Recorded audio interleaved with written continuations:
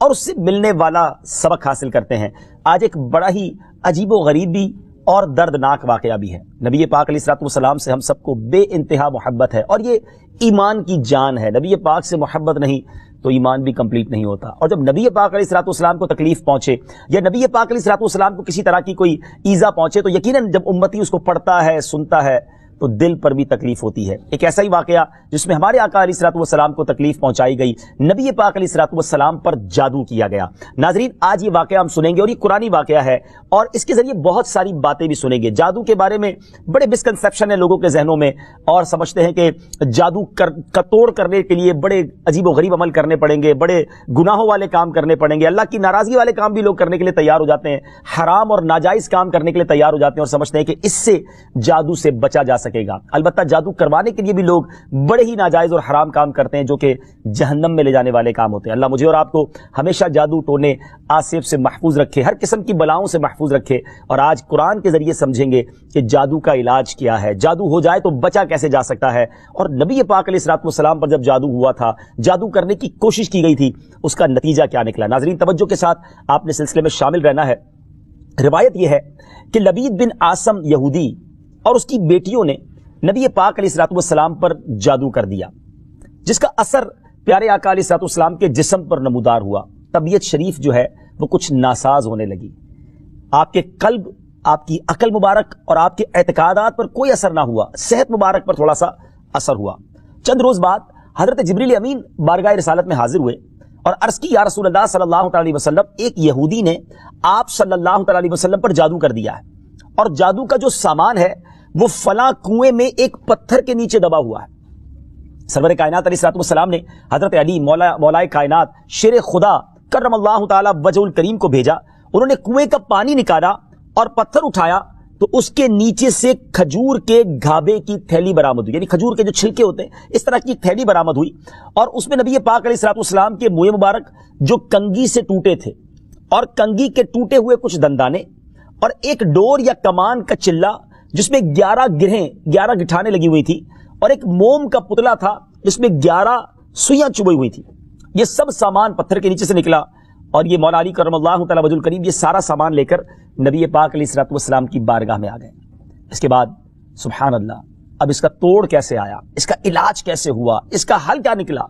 جبریل امین اللہ تبارک و تعالیٰ کی بارگاہ سے سورہ فلق اور سورہ ناس لے کر حاضر ہوئے، یعنی اب جو سورہ فلق اور سورہ ناس ہے وہ نازل ہوئیں، اور ان دونوں صورتوں کو ملائیں تو ناظرین اس میں 11 آیتیں ہیں، ہر ایک آیت کے پڑھنے سے ایک ایک گرہ کھلتی جاتی تھی، یہاں تک کہ سب گرہیں کھل گئیں اور پیارے آقا علیہ الصلوۃ والسلام بالکل شفا یاب ہو گئے۔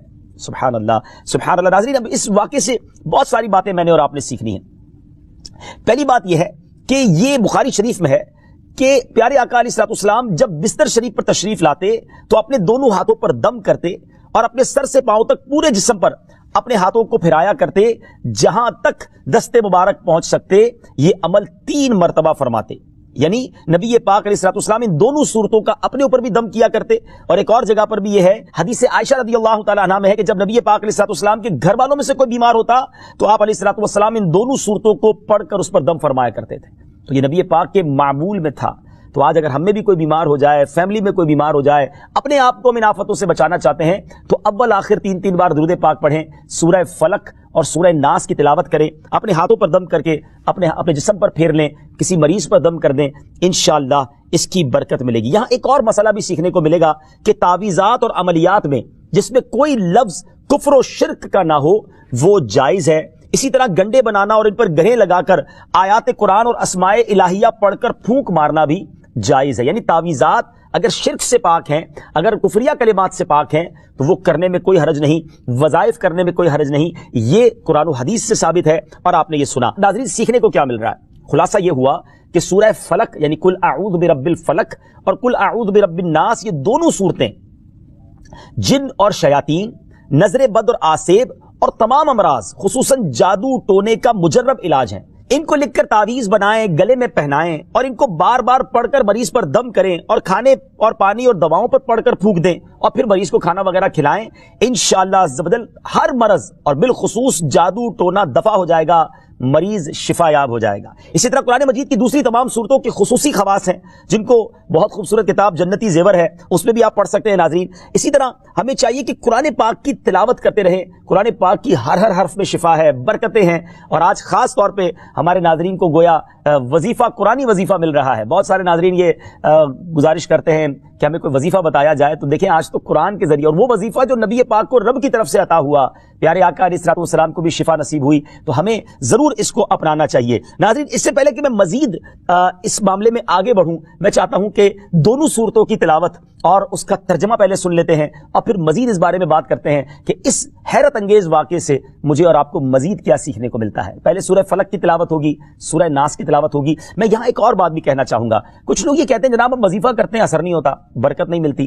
पहले ये चेक कर लें कि आपके मखारिज ठीक हैं, आप तिलावत सही मखारिज के साथ करते हैं। तो अब जो तिलावत आप सुनेंगे ना, तो उसमें यह भी चेक कर लें कि आप क्या इसी तरह के तलफ्फुज़ के साथ पढ़ते हैं, और अगर मिस्टेक कर रहे हैं तो कुरान पाक सही तरीके से पढ़िए, फिर देखिए इसकी कैसी बरकतें मिलती हैं। आइए सूरह फलक और सूरह नास की तिलावत और उसका तर्जुमा। कुल अऊज़ु बिरब्बिल फलक मिन शर्रि मा खलक व मिन शर्रि गासिकिन इज़ा वक़ब व मिन शर्रि नफ़्फ़ाथाति फिल उक़द व मिन शर्रि हासिदिन इज़ा हसद।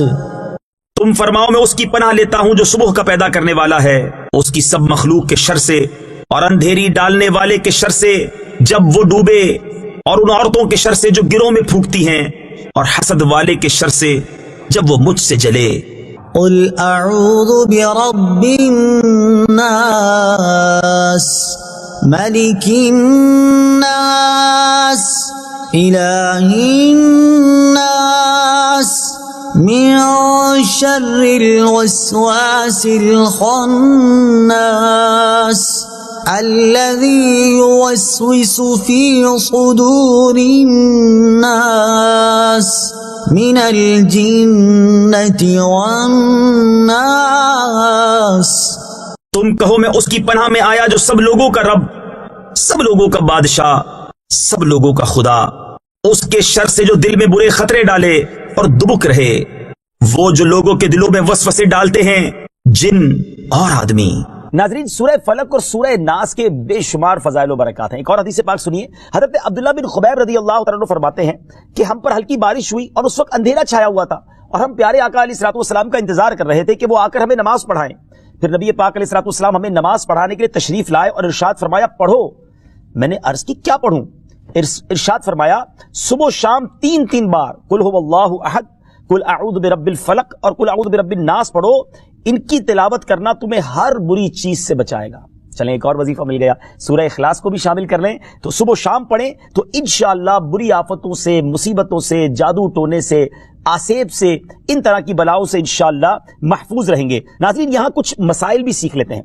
हजरत अस्मा बिनते उमैस रज़ियल्लाहु तआला अन्हा ने अर्ज की, या रसूल अल्लाह सल्लल्लाहु अलैहि वसल्लम, जाफर के बच्चों को जल्द जल्द नजर होती है, क्या मुझे इजाजत है कि उनके लिए अमल करूं? नबी पाक अलैहिस्सलाम ने इजाजत अता फरमाई। तो सीखने को यह मिला कि तावीज और अमलियात जिनमें कुफ्र और शिर्क ना हो, कोई कलमा नाजायज ना हो, तो उसमें जो है वो तावीज करना, अमल करना जायज है, और खासकर वो अमल जो आयात कुरानिया से किए जाएं या अहादीस में वारिद हुए हों। इसी तरह चंद मसाइल भी सीखने को मिले। ये दोनों सूरतें जो हैं, इनके शान नुज़ूल से हमें मालूमात क्या मिलती हैं। नंबर 1, जादू और उसकी तासीर हक है। कुछ लोग जादू का इनकार कर देते हैं, ये दुरुस्त नहीं है। जादू और उसकी तासीर हक है, क्योंकि कुरान में उसका जिक्र है, और नबी पाक अलैहिस्सलाम पर भी आपकी सेहत मुबारक पर उसका असर हुआ।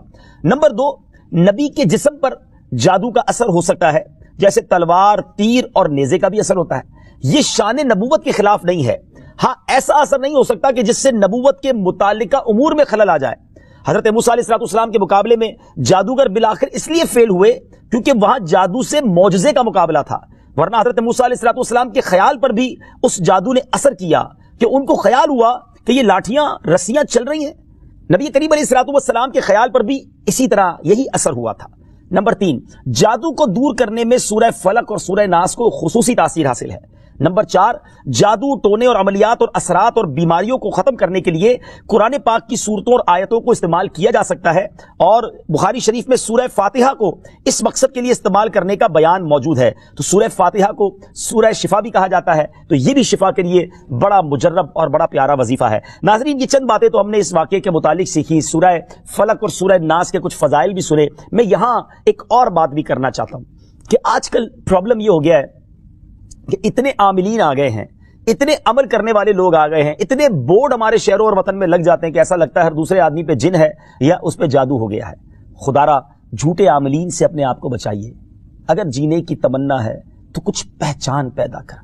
لوگوں کے گھر بک جاتے ہیں، لوگوں کی عزتیں پامال ہو جاتی ہیں، عجیب ماحول ہو گیا ہے۔ کچھ بد نصیب تو وہ ہیں جو کسی کو تباہ کرنے کے لیے جادو کروانے جاتے ہیں اور ہزاروں لاکھوں روپے خرچ کرتے ہیں، اور پھر بیچارے کچھ جب بیمار ہو جاتے ہیں تو اپنا بعض اوقات ڈاکٹری مسئلہ ہوتا ہے اور وہ بھی کسی عامل کے ہتھے چڑھ جاتے ہیں، اور وہ کہتا ہے جناب آپ کے گھر میں بہت برا عمل ہوا ہے، فلاں جگہ کوئی چیز دبی ہوئی ہے، اور اس کو اب سنبھالنے کے لیے، اس کو نکالنے کے لیے اتنے بکرے چاہیے، اتنے مرغے چاہیے، اتنے انڈے چاہیے، قبرستان میں یہ عمل کرنا ہوگا، اور پھر غریب آدمی اپنی چیزوں کو بیچ بیچ کر ہزاروں لاکھوں روپے دے دیتے ہیں اور خاندان کے خاندان ٹوٹ جاتے ہیں۔ ایسا نہ کریں پلیز، ایسا نہ کریں، بلکہ میں تو ان عاملین سے بھی گزارش کروں گا کہ حلال روزی کی طرف آئیں۔ دعوت اسلامی نے بڑا شاندار ایک انداز اختیار کیا، اللہ سلامت رکھے دعوت اسلامی کے مدنی ماحول کو۔ ناظرین، آپ سوچ رہے ہوں گے کہ پھر ہماری بیماریوں کے لیے ہم تعویذ کس سے لیں، ہم یہ وظائف کہاں سے لیں؟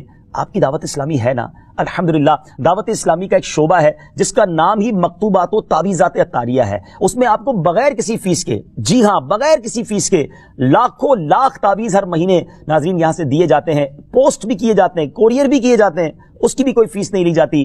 تو یہ تعویذات آپ دعوت اسلامی کے مرکز سے رابطہ کر کے لے لیجئے۔ آن لائن تعویذات کی سروس بھی موجود ہے۔ حالانکہ دعوت اسلامی کا اس ڈپارٹمنٹ پر لاکھوں کروڑوں روپے خرچ ہو رہا ہے، مگر اس لیے اس کو فری رکھا ہے تاکہ امت کے لیے آسانی ہو، دکھیاری امت جو ہے ان کے مسائل حل ہو جائیں، نہ جانے کس کی دعا لگ جائے اور ہمارا بیڑا پار ہو جائے۔ ہاں، اس میں یہ ضرور میں کہوں گا کہ وہ لوگ جو یہ پروگرام دیکھ رہے ہیں اور ان کو لگتا ہے کہ میں اس شعبے کو سپورٹ کروں، دعوت اسلامی جس شعبے میں خرچ کر رہی ہے اور نہ جانے کتنے دکھیارے مسلمانوں کی دعائیں لے رہی ہے، تو اگر آپ دعوت اسلامی کے شعبہ تعویذات عطاریہ میں سپورٹ کرنا چاہتے ہیں، اپنا ڈونیشن دینا چاہتے ہیں، تو بھی ہم سے رابطہ کر لیجئے۔ لیکن پلیز ان جھوٹے عاملوں سے اپنے آپ کو بچائیے۔ اور مجھے جو ناظرین سن رہے ہیں، ہر بندے پر جادو نہیں ہوتا، ہر بندے پر جن نہیں آ جاتا، ہر بات میں وسوسہ نہ لایا کریں، وظائف پڑھ لیا کریں۔ صبح شام یہ وظیفہ ہمیں نبی پاک نے دے دیا ہے، صبح گھر سے پڑھ کر نکلے، شام گھر پر آ کر سونے سے پہلے پڑھ لیں، آیت الکرسی سونے سے پہلے پڑھ لیں، اللہ نے چاہا خیر آپ کا مقدر رہے گی۔ اور مزید ضرورت ہو تو دعوت اسلامی کے اس شعبے سے رابطہ کر لیں۔ میں امید کرتا ہوں کہ آج کے اس واقعے سے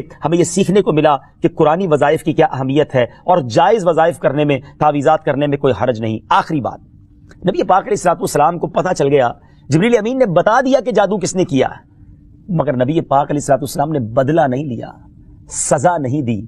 اس لبید بن عاصم کو، اس کی جو بچیاں تھیں، جو بھی لوگ تھے جادو کرنے والے، سب کو معاف کر دیا۔ اللہ اکبر! انہیں پتا چل جاتا تھا کہ کس نے ظلم کیا ہے، پھر بھی معاف فرماتے، اور ہم شک کی بنیاد پر بدلہ لے لیتے ہیں۔ کوئی عامل کہہ دیتا ہے تمہارے گھر میں سین نام کی کوئی عورت ہے، اس نے یہ کیا ہے، اب جتنے سین نام والے ہیں سب کے ساتھ بدگمانی شروع، جب سے سب سے لڑائی شروع، سب کے بارے میں برا سوچنا شروع۔ انسان ہی سے غلطی ہوتی ہے، معافی کرنے والا ذہن رکھیے۔ معاف کریں گے اللہ تعالیٰ آپ کو معاف کر دے گا، رحم کریں گے آپ پر رحم کیا جائے گا۔ اللہ مجھے اور آپ کو نبی پاک علیہ الصلوۃ والسلام کی اس مبارک سیرت سے سیکھنا نصیب فرمائے کہ اگر کسی سے غلطی ہو بھی گئی ہے، کسی نے ہمارا برا چاہا بھی ہے اور پتہ بھی چل گیا ہے، تو معاف کرنا اللہ کو بڑا پسند ہے۔ مشکل ضرور ہے، دل چاہتا ہے میں بھی بدلہ لوں، لیکن مزہ بھی تو یہی ہے نا کہ دل چاہ بھی رہا ہے، غلط بھی کیا ہے سامنے والے نے، اور میں بدلہ لے بھی سکتا ہوں، پھر بھی اللہ کی رضا کے لیے معاف کر دیں، اور اس نیت سے معاف کریں، میرے مالک میں تیرے بندے کو معاف کر رہا ہوں، تو مجھ گناہگار کو معاف فرما دے۔ اللہ کریم ضرور کرم فرمائے گا، اور یہی اسلام کی خوبصورتی ہے۔ اللہ مجھے اور آپ کو معافی اور درگزر کا ذہن نصیب فرمائے۔ ہمارے سلسلے پیغام قرآن میں ہم یہی کوشش کرتے ہیں کہ قرآن پاک سے کوئی میسج، کوئی پیغام آپ کی طرف بڑھایا جائے۔ تو آج الحمدللہ آپ کے لیے یہ پیغام تھا کہ قرآن پاک پڑھیے، اس پر عمل کیجئے، اس کو پڑھ کر اپنے اوپر دم بھی کیجئے، اور پھر کسی سے غلطی ہو جائے تو معاف بھی کیجئے۔ وقت ہوا ہے ایک اگلے سیگمنٹ کا، جس کا نام ہے تعارف قرآن۔ پیغام قرآن۔ ناظرین، وقت ہوا ہے ہمارے بہت ہی خوبصورت سیگمنٹ تعارف قرآن کا، اور آج تعارف قرآن میں ہم قرآن پاک کی انہی دو صورتوں کی بات کریں گے جس کا ذکر ہم نے اپنے سلسلہ پیغام قرآن میں کیا، یعنی سورہ فلق اور سورہ ناس۔ سب سے پہلے بات کرتے ہیں سورہ فلق کی۔ سورہ فلق مدینہ منورہ میں نازل ہوئی، اور ایک قول یہ ہے کہ مکہ مکرمہ میں نازل ہوئی۔ پہلا قول زیادہ صحیح ہے کیونکہ اس کے شان نزول سے اسی کی تائید ہوتی ہے۔ رکوع اور آیات کی تعداد اس صورت میں 1 رکوع اور 5 آیتیں ہیں۔ فلک نام رکھنے کی وجہ، فلک کے کئی معنی ہیں اور یہاں اس سے مراد صبح ہے، اور چونکہ اس صورت کی پہلی آیت میں لفظ موجود ہے اس مناسبت سے اسے سورہ فلک کہتے ہیں۔ پیارے آقا علیہ الصلوۃ والسلام نے ایک بار اس سورت کے بارے میں ارشاد فرمایا، کیا تم نے نہیں دیکھا کہ آج رات مجھ پر ایسی آیتیں نازل ہوئی ہیں جن کی مثل نہیں دیکھی گئی؟ وہ آیتیں قل اعوذ برب الفلق سورت کے آخر تک اور قل اعوذ برب الناس سورت کے آخر تک ہے۔ سبحان اللہ۔ تو اس سورت کے بارے میں بڑے فضائل نبی پاک علیہ الصلوۃ والسلام نے ارشاد فرمائے۔ ایک بار حضرت عابس جہنی رضی اللہ تعالیٰ عنہ سے روایت ہے کہ نبی پاک علیہ الصلوۃ والسلام نے ارشاد فرمایا، میں تمہیں وہ کلمات نہ بتاؤں جو شریر جنات اور نظر بد سے اللہ تعالیٰ کی پناہ طلب کرنے میں سب سے افضل ہیں؟ انہوں نے عرض کی، یا رسول اللہ صلی اللہ تعالیٰ علیہ وسلم کیوں نہیں، آپ ضرور بتائیے۔ ارشاد فرمایا، وہ کلمات یہ دونوں صورتیں ہیں، قل اعوذ برب الفلق اور قل اعوذ برب الناس۔ سبحان اللہ سبحان اللہ۔ اب آئیے سورہ ناس کے بارے میں کچھ سن لیتے ہیں، اس کی فضیلت بھی جان لیتے ہیں۔ سورہ ناس جو ہے ناظرین، یہ قرآن پاک کی ترتیب کے لحاظ سے سب سے آخری سورت ہے۔ اس کا مقام نزول سورہ ناس زیادہ صحیح قول کے مطابق مدنی ہے۔ اس سورت میں 1 رکوع اور 6 آیتیں ہیں۔ الناس نام رکھنے کی وجہ، عربی میں انسانوں کو الناس کہتے ہیں اور اس سورت کی پہلی آیت میں یہ لفظ موجود ہے، اس مناسبت سے اسے سورہ الناس کہتے ہیں یا اسے سورۃ الناس کہتے ہیں۔ سورۃ الناس کے مضامین، اس سورہ مبارکہ میں ان جنات اور انسانوں سے اللہ تعالیٰ کی پناہ مانگنے کی تعلیم دی گئی ہے جو لوگوں کے دلوں میں وسوسے ڈالتے ہیں۔ سورہ فلق کے ساتھ اس کی مناسبت کیا ہے؟ سورۃ الناس کی اپنے سے ماقبل سورہ فلق کے ساتھ مناسبت یہ ہے کہ سورہ فلق میں ظاہری شر سے اللہ تعالیٰ کی پناہ مانگنے کی تعلیم دی گئی تھی اور